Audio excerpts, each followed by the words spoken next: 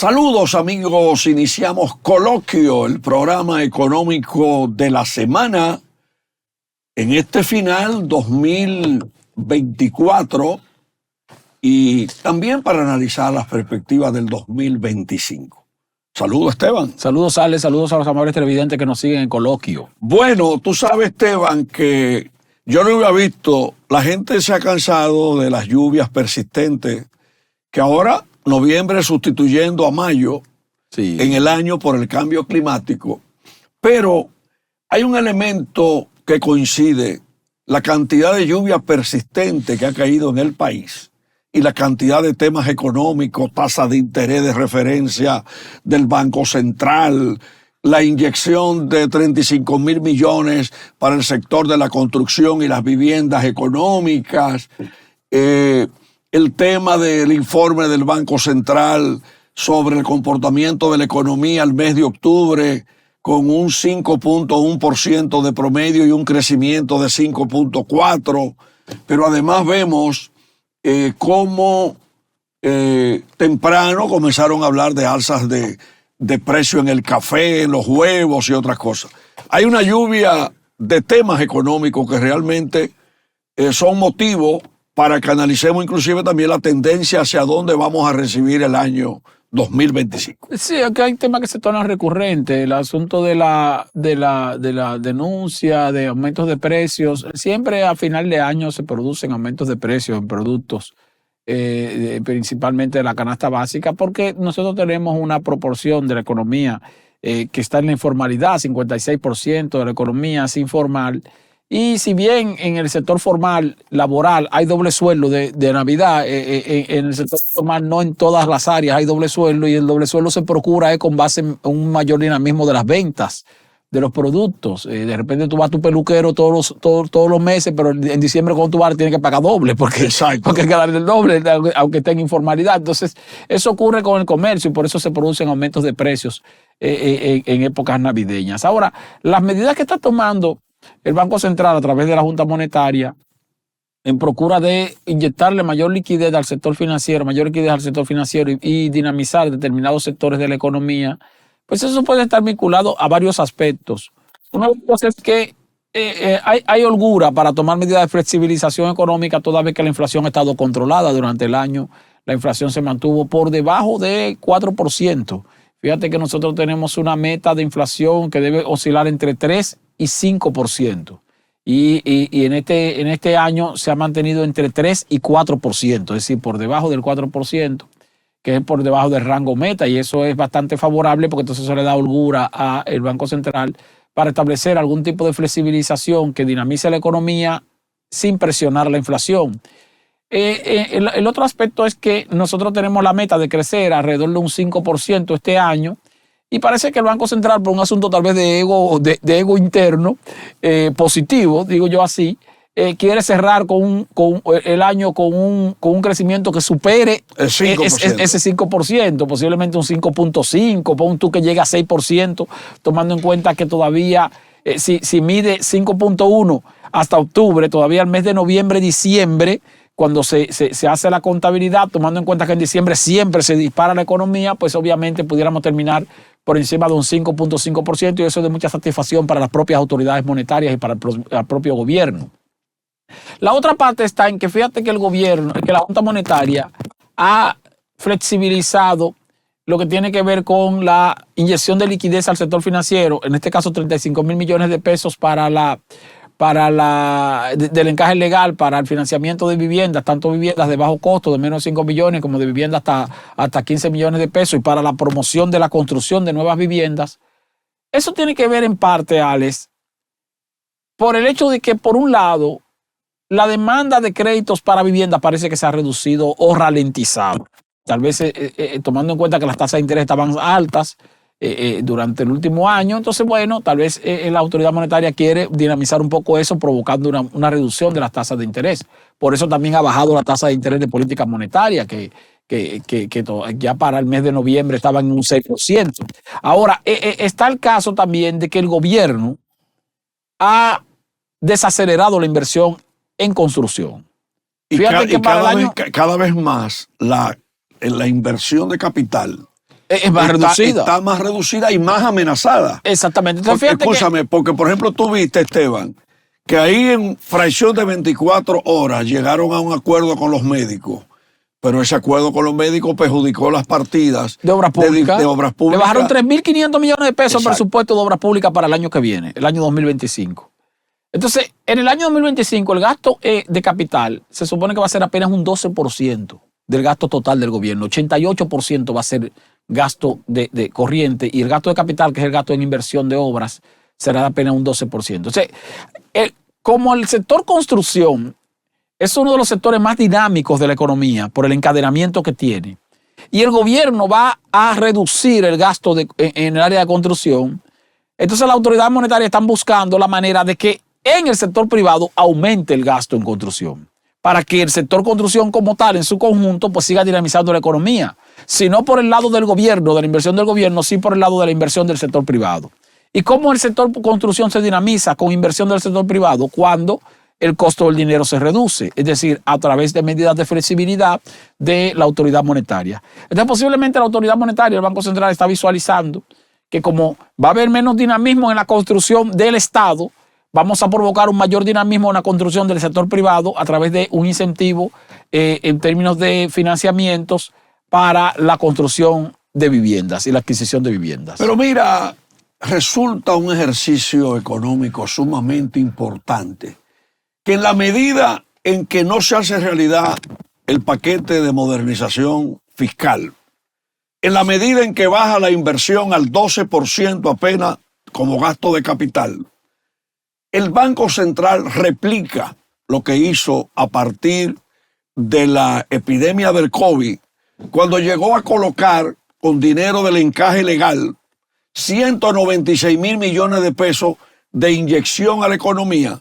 Y mira, por ejemplo, cómo el ahorro en los bancos que conlleva ese encaje legal se convierte en la fórmula económica para dinamizar la economía, porque de ahí es que están sacando la liquidez que le suplen al sistema financiero y la especialización de los fondos.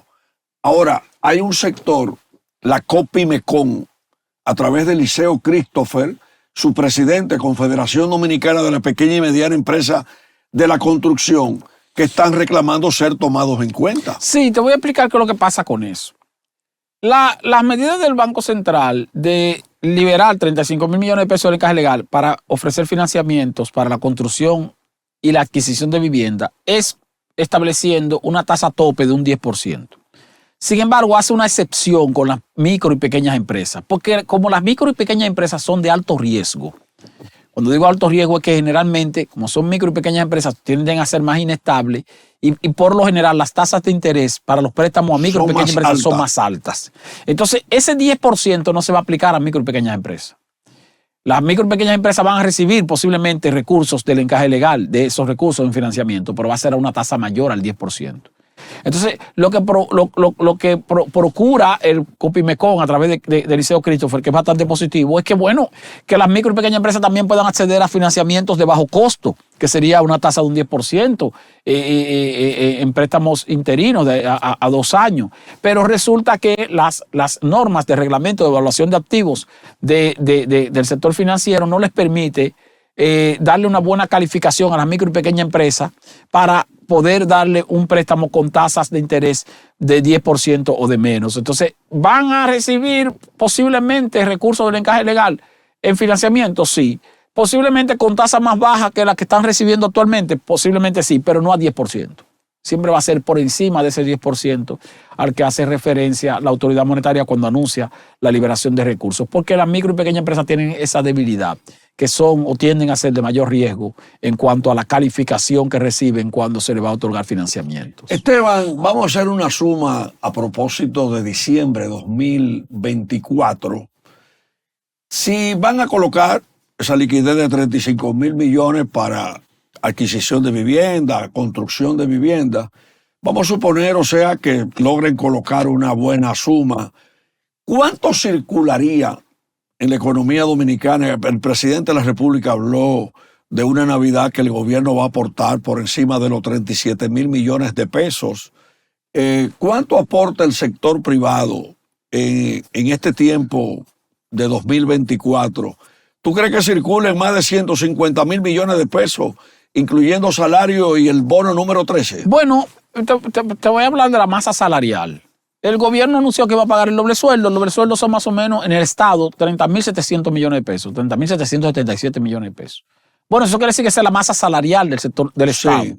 Es más de ahí porque hay instituciones del Estado que no están incluidas en ese monto. Que dan el 14. Pero bueno, no solo que dan el 14, porque el 14, exactamente, porque dan el 14 y hay otras también que tienen su presupuesto particular que no se contabiliza dentro de ese monto. Bueno, de los una cosa 30.000. Gobierno central, otra cosa instituciones que no pertenecen al sector no financiero. Entonces tú tienes ahí, vamos a decir 31 mil millones de pesos redondeando. Pero se supone, de acuerdo con lo que dice la TCS, que el gobierno, los empleados del gobierno formales son más o menos el 31% del total de empleos formales.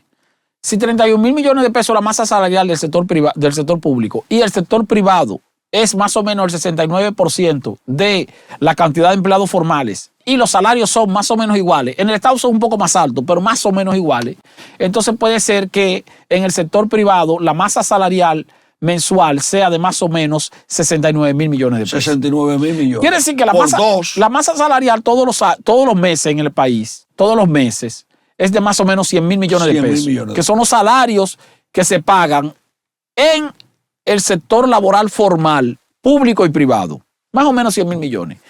Cuando se paga el doble sueldo en diciembre, tú tienes 100 mil millones de pesos adicionales. Sin contar lo que tú dijiste y sin contar entonces, el bono que dé la empresa informal. Eso no solo el doble sueldo que puede dar la empresa informal, que te va a dar mayor que no está contabilizado regularmente. Exactamente, porque estamos hablando de los formales. Sí. 100 mil millones de los formales, más 4.500 millones de pesos adicionales que el gobierno va a poner y que con la cosita navideña. Bueno, 3 millones de dominicanos, 3 millones de dominicanos van a recibir 1.500 millones. Entonces ahí tú tienes 1.500 pesos. 1.500 pesos. Entonces son 4.500 millones de pesos. Sí. Adicional a los 31 mil millones, 30.700. O sea, ya con los 100 mil por 2, vamos en 205 mil millones. Exactamente, vamos en 205 mil millones de pesos que estarían circulando de manera formal en la economía durante el mes de diciembre de 2024 completo. Eso te implica entonces un aumento de la demanda interna. Y te implica también una mayor dinamización de la economía. Eso te va a hacer que el marcador de crecimiento sea mayor también, el índice de el IMAE, el índice mensual de actividad económica, va a ser mayor en diciembre y por eso tú vas a tener un crecimiento que va a ser más del 5.1% que mencionábamos al principio. Entonces, eso es en la formalidad. A eso hay que agregarle la masa salarial de la informalidad, porque la informalidad mueve dinero. Y algunos sectores de la informalidad también pagan doble sueldo. Aunque mucho de lo que se paga en la informalidad proviene de la formalidad. Por ejemplo, tú trabajas en la formalidad, tienes un salario en la formalidad, pero tal vez tú tienes una empleada doméstica. Tú le pagas a la empleada doméstica su salario, ese salario es informal, porque ella forma parte de la informalidad. Sin embargo, el pago se lo está haciendo un formal, está saliendo del bolsillo de un formal. Entonces, por eso digo que lo que se mueve en la informalidad, aunque es el 56% de la economía, cuando se habla de salario, parte del salario que recibe la informalidad proviene de la formalidad, dependiendo del tipo de trabajador informal que realice la labor. Pero mira, yo estuve en Villa Juana, en Villa Consuelo, durante prácticamente un día. Donde hay una alta actividad económica, pero es una alta actividad económica informal. Bueno, te voy a poner un ejemplo. Yo vi un elemento que lo quiero poner aquí. La naranja agria baja de precio noviembre, diciembre. Y vi un dominicano que se levanta a las 3 de la madrugada para ir a un mercado, abastecerse, para en su triciclo él vender lo que vende. Yo vi ayer una persona con más de 800 naranjas agrias a 5 pesos. Ahora, cuando yo vi las naranjas y el precio, de una vez me recordé de ti, porque una naranja agria normalmente hasta en una cadena grande te la quieren cobrar a 20 pesos. Sí. Entonces, aquí esta economía es digna de un mayor estudio, porque por ejemplo un profesional va a una universidad y sale con la expectativa de que le van a dar un empleo con un salario y con incentivos, con seguridad social y con todo lo que implica la respuesta a la formación de un profesional. Pero una gente informal aquí se puede meter vendiendo productos en las calles. Se puede meter un dinero rendido mensualmente. Sí, claro. Pero tú, porque tú tienes, lo que pasa es que tú tienes ahí un alto nivel de riesgo. Vamos a hablar de ese informal. Ese es un informal que está en la informalidad informal de verdad. Totalmente. Porque hay informales que están organizados como empresa. Por ejemplo, un colmado puede ser informal, pero eso es un colmado es un negocio informal que funciona como una empresa. Exacto. Pues una empresa que le compra productos, que vende productos, que tiene empleados. Formales. Exactamente. Pero está el informal, que es el que anda en el triciclo, que va al mercado a comprar naranja. Pero si él se lleva 800 naranjas y se la vende a 5 pesos, el que se la vendió, y él decide venderla. No, el que se la vendió se la pudo haber vendido a 3 pesos. Bueno, vamos a suponer que se la vendió a 3 pesos y él salió a venderla a 5 pesos. Si él vende 800 naranjas a 5 pesos, se va a ganar 2 pesos por cada naranja. Exacto. 800 naranjas a 2 pesos. 1.600 pesos. Estaríamos hablando de 2.000 pesos. 2.000 pesos. 2.000 pesos limpios. ¿Por qué? Porque son 800, 8 por 2, 1.600 pesos, exactamente. 1.600 pesos limpios en un día. Entonces quiere decir que si él trabaja 20 días, vamos a poner de la semana, 20 días o 24 días tomando cuenta. Nada más con ese producto. Que sea de lunes al sábado, solamente con ese producto. Y si se ganara 1.600 pesos diarios, cuando tú multiplicas 1.600 por 22, entonces tú tienes ahí que este individuo se está llevando más de 65,000 pesos mensual para su casa. Bueno, y entonces la investigación que hice para coloquio y para primicias me revela un dato interesante. Tú sabes que yo fui a investigar en una ocasión en la antigua autopista Duarte, que es la paralela a la autopista Duarte, pero del lado hacia Manoguayabo, paralela. Sí. La Duarte Vieja. La Duarte Vieja, como le dicen. Y me encontré en una ocasión como con 15 camiones de plátano que se estacionan en una esquina. Yo le pregunto ayer, o sea, se estacionan ahí para no gastar combustible y para no gastar piezas y para no deteriorar el vehículo y además para sacarle más beneficio con menos combustible. Yo le pregunté al amigo ayer y digo, ¿y dónde usted vende eso? Y me dice, mira, ya la nueva fórmula que hay es rodar lo menos posible, con algunas excepciones, por ejemplo, como vendedores de coco que se mueven mucho de un sitio a otro, se estacionan en una esquina y en fracción de 3 horas o 2 horas, todo el que pasa por ahí se para y le compra y cogen para los mercados de nuevo. Sí, abastecerse nuevamente. Es decir, que puede tener la oportunidad hasta de vender 2 veces eso en el día. Pero tiene el problema de que es un empleado que no tiene seguridad social. No tiene seguridad social. Es un trabajador que no tiene ahí entonces garantía de riesgo laboral. De riesgo laboral, que cualquier situación que le pase en el trayecto o realizando su trabajo no va a tener ningún tipo de remuneración ni de atención más allá que la atención que le puede ofrecer el propio Estado a través de los hospitales públicos con el seguro familiar de salud de SENASA, SENASA subsidiado.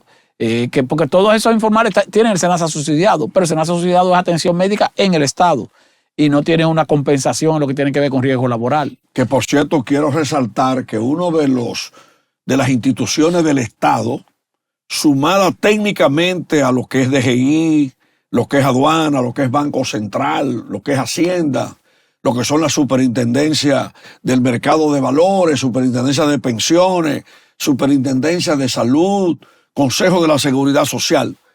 Óyeme, SENASA es una de las empresas más exitosas que hay. Sí, claro. Y con ese piropo, vámonos al primer cambio, Esteban Delgado, para que recibamos a Pedro Matos, que está por ahí. Vamos a ir con Pedro Matos unos 15 minutos para que aborde los temas de negocios y impuestos en este fin de año. Perfecto. Bien, amigos y amigas de Coloquio, vamos a recibir, Esteban Delgado, vamos a recibir a Pedro Matos. Hace unos días que no nos visitaba, estaba como en decisiones de alto calibre. Saludos, Pedro. Trabajando mucho. Pedro Matos es un hombre del sector empresarial, entonces tiene que moverse. Un hombre del alto calibre empresarial. Ustedes me están encumbrando más de la cuenta, lo que somos técnicos del área de contabilidad. Hay algunas incidencias en los negocios No, saludos a ustedes y a los amigos televidentes. Fíjense, yo escuché el segmento de ustedes ahora mismo y aparentemente el Banco Central y el gobierno escucha bien este programa, porque dentro de las críticas que hacíamos en el segmento anterior era que cómo era posible que los préstamos hipotecarios de las casas tuvieran un porcentaje de interés equilibrado con el préstamo de los vehículos. Entonces entendíamos en ese momento que los préstamos de la casa debieran ser más económicos porque es una garantía más sólida, tiene menos riesgo. Y qué bueno que tomaron esa decisión de que el Banco Central, era el tema que comentaba Esteban Delgado y usted, hermano Alex, que el Banco Central haya liberado fondos del encaje legal para que haya una disminución en los intereses de ese renglón y de la pequeña empresa, como decía Esteban Delgado. El tema de hoy tiene que ver con la pequeña empresa, precisamente, y con las empresas familiares. Y voy a comenzar el segmento hablando de una experiencia de preadolescente. Siendo preadolescente, vi a mi abuelo que tenía apicultura. Él cultivaba la producción de miel de abeja y lo tenía en barriles normales. Sucedieron dos elementos. Primer elemento, el Banco Agrícola en ese momento le hizo un préstamo. Y recuerdo que yo me divertía porque el préstamo fue para comprar cajas organizadas para cultivar la miel. Esas cajas tenían mejor ventilación, Sí. eran Más adecuadas. más adecuadas. Y yo me divertía viendo los colores de las cajas. Eran azulitas, amarillas, rojas. ¿Qué pasa? El preadolescente se hizo adulto. Luego yo supe y pregunté que qué pasó con el abuelo, que por qué había entregado las cajas. Y lo que me dijeron fue que el abuelo no aceptó el préstamo del Banco Agrícola porque tenía que pagar una cuota fija. ¿Qué falló ahí? Ahí vamos a entrar a la transparencia de la rendición de cuentas. Falló ahí la preparación de mi abuelo para manejar el pasivo versus los activos, porque las cajas para producir panales de miel de abeja son activos para ese apicultor. Y tampoco supo dominar el mercado cuando ya él vendía en todos los municipios de la provincia, porque era una empresa familiar. Mi mamá me contaba que ella, siendo adolescente, tenía que ir a vender miel a los mercados de los municipios de esa provincia. Pero hay algo más. Por eso yo le decía que yo salgo de una familia de emprendedores. Mi papá tenía un taller, ensamblaba equipos agrícolas y vendía a los diferentes mercados de la zona.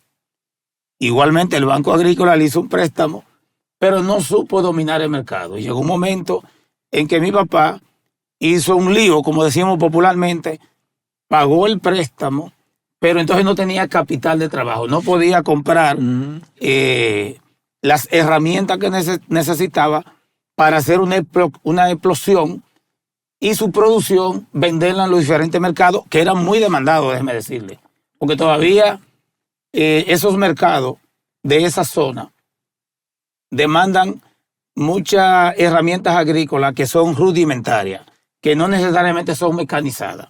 Pero que ocurría mucho y todavía ocurre, Pedro. Ajá. Entonces el empresario pequeño o el que tiene poca orientación vamos a decir, el manejo contable en lo que debería ser una empresa, Sí, le teme a las deudas. sí, Porque no es capaz de ubicar el pagaré de una deuda, vamos a decir, las cuotas de una deuda, como tú dices, en su lista de pasivos, en su lista de costos. Exacto. O sea, yo tengo costos operativos, tengo que pagar un empleado que tengo, un ayudante, tengo que pagar, tengo que comprar insumos o materia prima, eso es costo también, pero también tengo que pagar un financiamiento. Eso yo lo pongo dentro de mis costos. Sí. Pero entonces lo que hacen muchas personas es que dicen, no, que yo lo que no quiero es tener deuda. Sí. Y al no querer tener deuda, acumulan capital y lo que puede servir de capital de trabajo lo utilizan para saldar una deuda que bien puede convertirse en un monto corriente dentro de sus costos sin que afecte a la empresa y que sin que la empresa se descapitalice. Por lo tanto, se constituye un error pagar una deuda cuando tú necesitas ese capital precisamente para mantener en operación la empresa que tiene la capacidad productiva para ella misma pagar las cuotas de la deuda. Sí, es una situación. Bueno, eso fue 10 años o 15 años después de la muerte de Trujillo, o sea, y sí, eran otras épocas. Revolución. Sí. En ese momento no había ese boom de capacitación que hay ahora, que tiene el Infotep, que tienen varias instituciones gubernamentales. Yo entiendo que era un problema de capacitación y también de asesoría. Lamentablemente, todavía hay zonas acá en nuestro país que esa capacitación y esa asesoría no llega, y ojalá llegue en algún momento. Pero mira una cosa, Ahora, a mí me llamó, con tu permiso, Pedro, mira, me llamó la atención cuando Antonio Guzmán se decidió por la creación del Infotep, siendo presidente de la República, con Osvaldo Díaz Fernández como primer director de Infotep, que se dio para mí la fórmula perfecta, el acuerdo tripartito Estado, sí, organizaciones privadas y otro sector. Tú sabías que yo acabo de leer con mucho interés una noticia de que el Infotep acaba de ofrecerle un diplomado de alta gerencia a cuántos ejecutivos de empresa. Y cuando estaba leyendo me doy cuenta que ya no es solamente formar el técnico, el que va al Politécnico, que estamos hablando ya de alta gerencia. Es decir, que hay como pasos de avance en esa mezcla que tú mencionas de empresas familiares y de iniciativa de emprender algo. No, claro que sí. Nosotros, incluso, recuerden que yo fui asesor de empresa allá, en un programa que era dirigido a asesorar a los gerentes, sobre todo de pequeña y mediana empresa, externo, o sea, y había un programa de formación que personalmente me tocó dirigirlo por más de 10 años, que tuvo sus éxitos. Ahora, ¿por qué la micro y la pequeña empresa hoy es más transparente? Quizás no es porque ellos se lo propusieron. De acuerdo a la CEPAL, según investigaciones que han hecho en América Latina y en República Dominicana, han habido una serie de exigencias que han obligado a las empresas familiares a ser más transparentes. Por ejemplo, en el campo financiero, ellas han tenido que irse moldeando a las exigencias de los bancos. Para tú acceder a un préstamo con intereses más blandos, necesitas estado financiero. Y para tú llevar un estado financiero, necesitas ser transparente, necesitas tener registro, necesitas un contador que te lo prepare y necesitas, si excede a cierto límite de activos, una auditoría de una empresa auditora reconocida. ¿Qué otro elemento, según estudio de la CEPAL, lo ha llevado a ser más transparente? Bueno, hay una competencia del mercado global. Hay empresas pioneras en este país. Y hay más burocracia también. Sí, hay empresas pioneras en este país de leche y de cítricos. Sin embargo, los importadores le están haciendo competencia. Entonces, eso lo ha obligado a las empresas familiares a buscar la manera de vender acciones, abrirse un poco a los inversionistas, asociarse en el mercado de valores, asociarse a empresas más grandes también. Entonces, lógicamente, si tú te abres a un inversionista o capta recursos a través de venta de acciones, es obligatorio rendir cuenta y presentar estados financieros con informaciones creíbles. El otro elemento que la ha ayudado a ser más transparente es el cambio generacional. Recuérdese que uno de los segmentos pasados, nosotros hablábamos de que un elemento positivo para las empresas familiares era que las nuevas generaciones iban aprendiendo otros métodos. Y dentro de ello está la utilización de las redes sociales, la inteligencia artificial, y también venían preparados porque sus padres tenían manejaban algún tipo de recursos para pagar universidades fuera del país, universidades muy buenas que hay en nuestro país, y eso iba haciendo necesariamente, iba logrando unos cambios estructurales adentro con una visión diferente. Y una visión diferente es que la sociedad dominicana camina hacia la transparencia, y la transparencia tiene sus raíces en dos pilares: sector público, sector privado, porque a veces creemos que nada más en el sector público, pero no es así. Otro elemento importante es que ellos han tenido que mantener de forma casi obligatoria el nombre comercial que han creado y el prestigio. Para tú crear ese nombre comercial y el prestigio que tú has creado durante muchos años, necesitas ser transparente. Necesita que la sociedad crea en ti, crea en el producto, necesita aplicar tecnología y necesita vender ese producto con calidad. ¿Cómo yo vendo un producto con calidad? Diciendo los métodos utilizados que me certifican para vender esa calidad. Porque no es decirlo, es demostrarlo también con las certificaciones. Y fíjate que en las empresas grandes, ya no en las medianas y las pequeñas, ha habido una especie de aprendizaje de parte de los grupos empresariales con base en fracasos de otros. Si tú te fijas, por ejemplo, aquí nosotros tuvimos una época, hace pocas décadas, en que los grandes grupos empresariales, principalmente de la región del Cibao, se fueron al deterioro en el momento de la transición que tú mencionabas, Alex Jiménez, fuera del aire. La transición de la primera generación a la segunda generación, ya para la tercera generación generalmente se armaba un despelote. Entonces, eso ocurrió con familias prominentes, y menciono lo de Santiago, la región del Cibao, porque fueron los casos más notorios, que provocaron la caída de grandes emporios empresariales o la adquisición o absorción de esos grandes emporios empresariales por parte de otros grupos empresariales, incluso de fuera del país. Y grupos empresariales de la propia región del Cibao, observando eso, estos grupos empresariales emergentes, que hoy día son los que controlan no solo la región del Cibao, sino gran parte del país, han hecho el gran esfuerzo de ir insertando o colocando a su generación venidera en la empresa, en los grupos empresariales, para que se mantengan activos, para garantizar la sobrevivencia del grupo empresarial una vez haya un cambio generacional. Y lo hemos visto eso con el grupo Corripio, lo hemos visto eso con el grupo Bonetti, lo hemos visto eso con los propios Vicini, con el grupo Linda, lo hemos visto con el grupo Linda de Santiago, lo hemos visto con el grupo Estrella de Santiago también, que hoy día son quizás los dos grupos empresariales que controlan el Cibao. Lo Bonetti, en sustitución de aquello. Exactamente. Entonces, ¿qué quiere decir eso? Que ellos lo que hicieron fue visualizar lo que ocurrió con otros grupos empresariales que hoy ya no existen o que no tienen el poder que tuvieron décadas atrás, que se fueron a la debacle precisamente en el proceso de cambio generacional, de administración generacional, y se han esforzado entonces porque sus generaciones venideras estén adentradas en la actividad empresarial a los fines de sobrevivir con el tiempo. O sea que como quiera que sea, también ha habido un aprendizaje con base en el fracaso de otros grupos empresariales en años pasados. Mira, yo le agrego ahí el éxito de José Luis Corripio Estrada de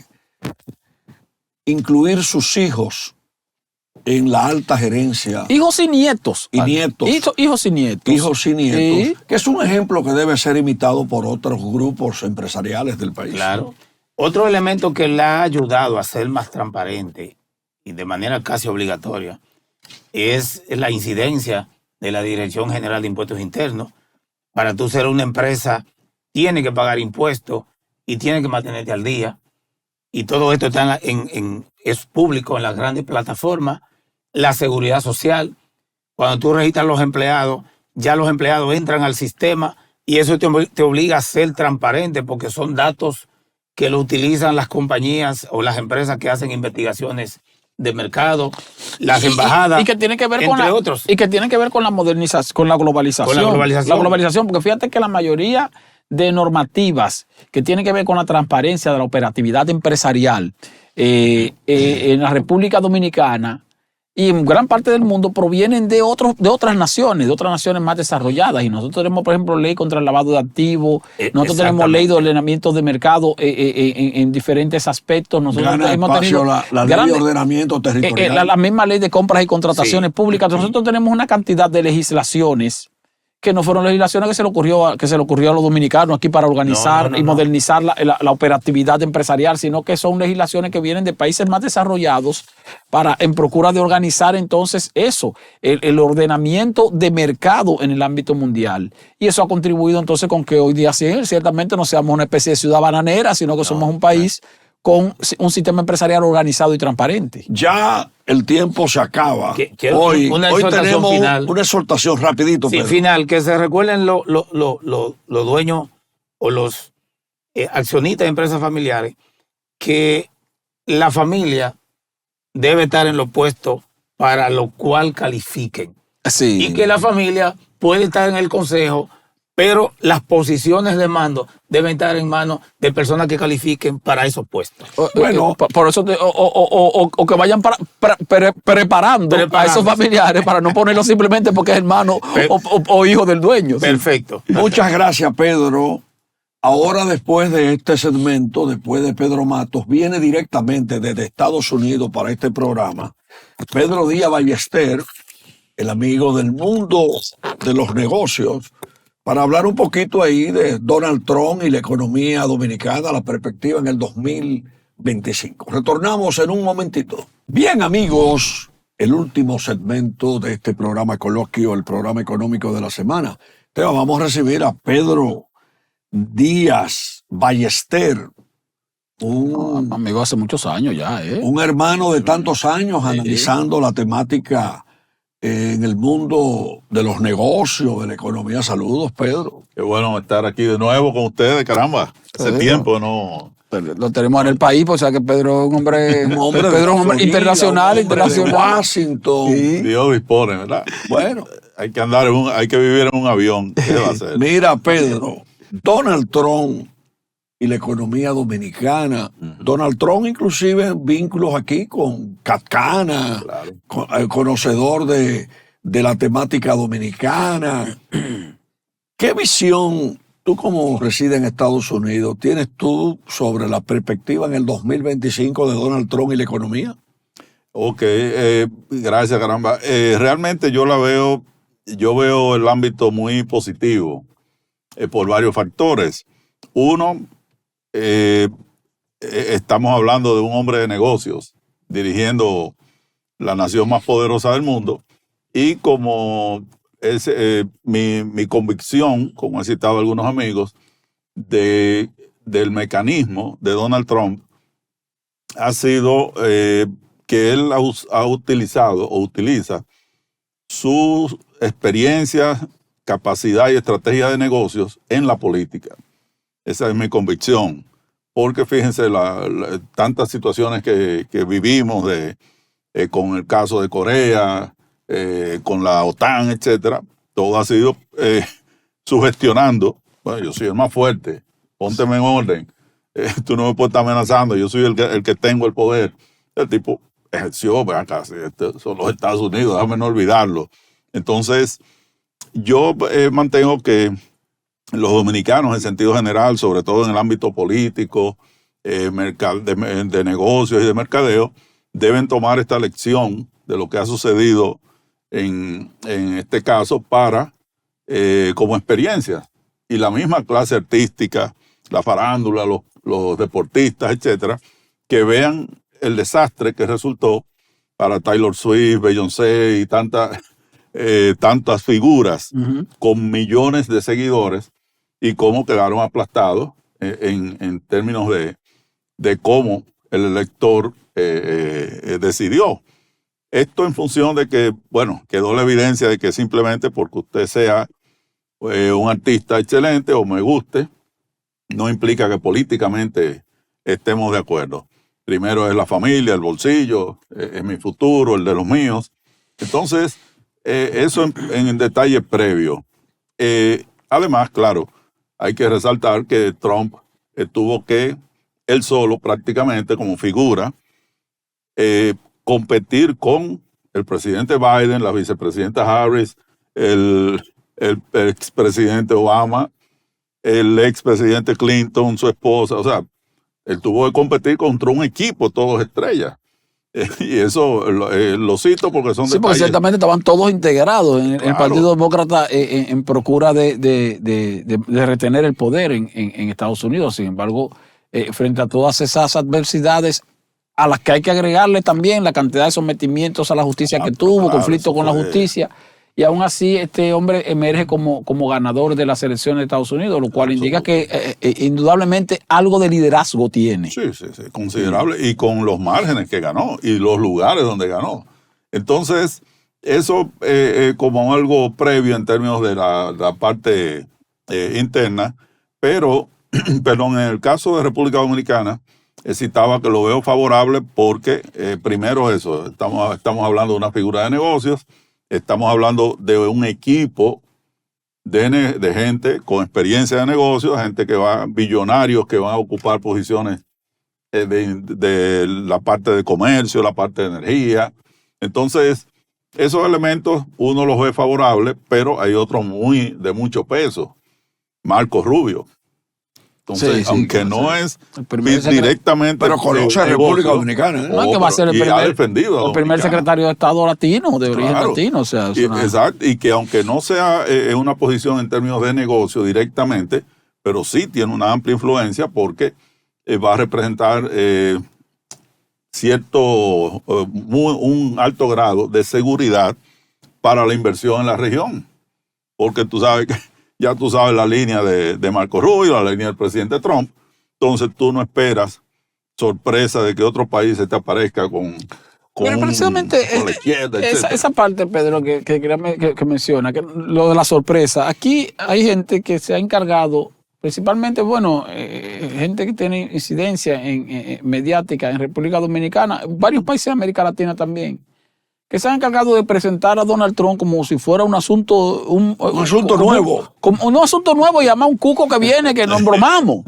Entonces, Y que Trump es todo. como si fuera un desconocido, como si fuera un monstruo desconocido. Y sin embargo, Donald Trump, no olvidamos que Donald Trump gobernó Estados Unidos del 16 al 2020. Entonces, no se trata de alguien desconocido. Claro. De hecho, se trata, ya el mundo sabe cuál es su estilo de gobernar, cuál es su forma de gobernar, porque ya gobernó.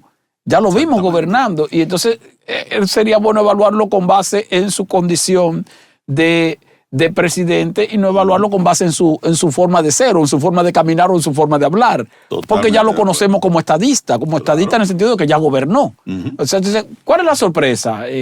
No, que esto va a ser un desastre, pero digo, y fue un desastre en 2016-2020. O sea, eso no se pregunta. Cuando los hispanos, perdón, Esteban, los hispanos y los negros tuvieron el mayor nivel de oportunidades de trabajo y de ingresos. Sí, precisamente. Y por eso votaron por él ahora. Lo apoyaron. Sí, tú Pero dices que mira, recibió un apoyo que no se esperaba inicialmente, o se pensaba que no se iba a esperar. Siguiendo con... Y no solo eso, Ale, discúlpame. Sí. En el ámbito internacional, fíjense que usted mencionaste a Corea. Ujú. Donald Trump gobierna 2016-2020 y lo que hizo fue que pacificó al mundo. Claro. O sea, y no hubo conflictos bélicos internacionales de gran relevancia, sino que por el contrario, se reunió con el presidente de Corea del Norte 2 veces. Y 2 entró veces. a Corea. Y entró a Corea. O sea, Fue una a cosa Corea, impresionante. Y no pasó nada. Y en el momento en que se decía que iba a haber una guerra nuclear, que si Corea del Norte que estaba utilizando, que si misiles nucleares. Y sin embargo, mire cómo fue una especie de pacificador, aun cuando se ve como si fuera un hombre violento. Y que no lo es. brevemente en ese aspecto, para concluir esa parte, algo que he citado mucho y con amigos demócratas. Mira, pero ¿qué le llave Putin? ¿Qué tal cosa? Y digo, bueno, viejo, hay 2 cosas. Una, es el único a quien Putin no le ha hecho una invasión, que hasta Bush se la hizo, que es mucho decir. Segundo, en 4 años el hombre tiró un tiro y fue para matar al general ese terrorista Sí, de Medio Oriente. Sí, de Medio Oriente. Un sí. tiro en 4 años. Entonces, ¿qué yo voy a esperar que él va a generar guerra?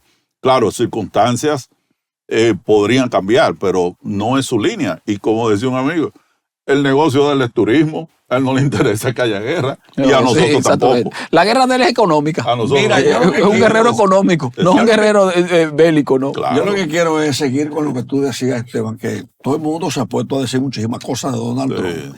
Mira, yo vi un párrafo en las redes sociales de una persona que ya dijo en las redes sociales que el triunfo de Donald Trump significa que aquí posiblemente se retome el aeropuerto que quieren construir una familia competidora de los Rainieri en Punta Cana. Ajá. Y esa persona dice, el triunfo de Donald Trump posiblemente traiga la aprobación del aeropuerto de Bávaro para competir con el aeropuerto de Punta Cana. O sea que la gente tiene a Donald Trump en la cabeza con el análisis de lo que pudiera hacer. Yo fui a Atlantic City a conocer personalmente los negocios de Donald Trump, de casinos en Atlantic City, y me pasé una semana ahí. Y todo el mundo habla en Atlantic City de Donald Trump como un empresario que invirtió en tal área, como hacen en Estados Unidos. Pero tampoco podemos sobredimensionar y olvidar que en Estados Unidos opera un sistema de gobierno donde las instancias, cada quien tiene una función, el Congreso, las diferentes instituciones que tienen esos edificios modernísimos en Washington. Yo estudié en Washington. Ok, claro. Y bueno, y otro factor que yo quiero resaltar, porque lo entiendo muy importante, es el hecho de que el presidente Trump respetó a la República Dominicana en su gestión anterior, asignándole un embajador. Ah, sí, La última embajadora, precisamente, sí. ¿Verdad? La embajadora tuvimos, sí. Cautivó a todos los sectores. Y vive ahí en la Florida. Sí, nos muy mantenemos en cerca. contacto y de hecho ella ha participado. La señora Robin Bernstein. Bueno, sí. Ayer le envió un mensaje, ayer le envió un mensaje de Thanksgiving y ella ha participado en eventos nuestros. El año pasado estuvo en un panel de la Cámara. Cuidado si retorna para acá. Eso es parte de los comentarios. Otros comentarios dicen que podrían el nombramiento ser al esposo, pero ella es 1A. Entonces, en ese caso, por ejemplo, eso es un elemento que yo entiendo de mucha importancia, porque, reitero, es un respeto al país, pero nos da la categoría que implica la presencia de un embajador, sin restar méritos a mi amiga Patricia Aguilera, encargada de negocios. Pero esos son asuntos internos, pero lo normal es que debía haber un embajador. Los demócratas lo pusieron en Haití, pero no lo ponen aquí. Ya ahora se aprueba prácticamente el señor puertorriqueño que designó el presidente Biden, pero ya. ¿Eso sigue su agitado curso o cambia? No, ya yo imagino que otro nombramiento. Tiene tendencia a cambiar, exactamente. Ya viene el presidente, hace otro nombramiento. Son como que ratificados por el Congreso allá, por el Senado. Entonces, el Senado es un Senado republicano, va a ser un Senado republicano. Pedro Díaz Ballester. Y la Cámara. Una pregunta, Pedro Díaz Ballester. Fuera de Hasuri, el de Kat Cana, que es un gran amigo de Donald Trump y de su hijo, O los Hasuri. o los Hasuri, Pues son hermanos. ¿cuál es el mejor amigo dominicano en la Florida de Donald Trump? Wow. Algo que no quiero olvidar brevemente, Donald Trump tuvo una novia dominicana. Tuvo una novia dominicana. Una india muy bella, una mujer muy elegante. Univision le ha hecho entrevistas a ella. Y Eso bailó hace muchos merengue años. Donald Trump con Me esa imagino. dominicana. Hace muchos años, pero ella dio una entrevista y eran unos amores formales. Una mujer muy elegante. Pero esa mujer entra. Yo un día. No quería dejar ese detalle. Mira, Ese detalle yo un interesante. día le pregunté a mi amigo Héctor Acosta, el Torito. Le digo, ven acá, Héctor, ¿y a quién fue que tú le sacaste el merengue, el mujerón? Y él me dijo, Alex, se lo he sacado ese merengue a todas las buenas hembras de la República Dominicana. Una buena hembra dominicana se consiguió Donald Trump. Así mismo. Y lo cito porque es otro detallito, pero por ejemplo, el punto de que Ivana y el esposo vacacionaron aquí en Cabrera, de que Donald Trump hijo vino seguido a chequear sus asuntos con los Azur y el tema del Farallón, que si bien es cierto, eso se ha quedado congelado o por X circunstancias que no podemos detallar ahora, pero cuando yo recuerdo que a mí en un grupo que nos reuníamos en Café Milano los viernes, me aplaudieron un día que llegué, un viernes. ¿Y qué fue? No, que lo de Donald Trump. Porque el grupo pensaba, por una gestión que yo había hecho previa, para que no solo Capcana, sino Punta Cana, etcétera, participaran en un evento en Miami de desarrolladores, que es una organización de la cual Trump era vicepresidente, pero el presidente y el tesorero tenían más dinero que él, unos hermanos judíos, de esos de Miami Beach. Yeah. Y no fue ninguna empresa dominicana, y decía, pero eso es increíble. Entonces, uno de los amigos que me contó, no, pero es que Donald Trump no pone dinero. Digo, pero ¿y qué va a poner, viejo? Ya él tiene un sello y eso es su nombre, es su inversión. Su presencia, su inversión. Claro, Sí. y de hecho entonces resultó, cuando hicieron el tema del Farallón, tengo amigos de los que invirtieron, que me confiaron, que se quedó mucha gente queriendo invertir y ya no se podía más. Mira, Pedro, O sea que, yo imagínate. quiero, si es posible, si tú no te marchas para los Estados Unidos, que la próxima semana retornes, si tú quieres, Cómo no, con para gusto. comentar otros temas. Vamos a tener más tiempo. Perfecto. Pero sí te quiero hacer una pregunta rápido para que el dominicano recuerde cuando Donald Trump era presidente. Y se le olvida al dominicano que Donald Trump fue que mandó a Pompeo a llamar a Danilo Medina para decirle que el gobierno de Estados Unidos no estaba con reforma constitucional. Porque aquí la gente cree que los gringos no están al tanto de lo que pasa aquí. Y ese fue uno de los temas más debatidos, la llamada de Pompeo. Así mismo, muy, muy relevante. Otra cosa, pero en la parte final que no quiero dejar de mencionar porque entiendo muy relevante, es, señores, en el condado de Miami-Dade, no solo la ciudad de Miami, sino el condado completo, hace años que la posición de sheriff no se estaba utilizando. Decidieron reactivarla. O sea, estamos hablando de quien manda todos los policías del condado. Imagínense el presupuesto que tendrá. Ganó Rosana Cordero Stutz, Rosy Cordero, dominicana. Es la nueva sheriff del condado de Miami-Dade. Es algo así Ganó de la zona, del condado.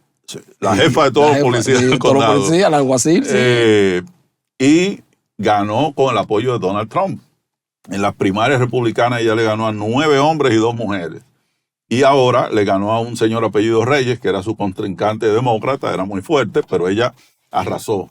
Gracias a Dios, ella también como policía, ella tiene una carrera en todos los ámbitos, en patrullaje, etcétera, todo. El otro señor solo ha sido policía penitenciario.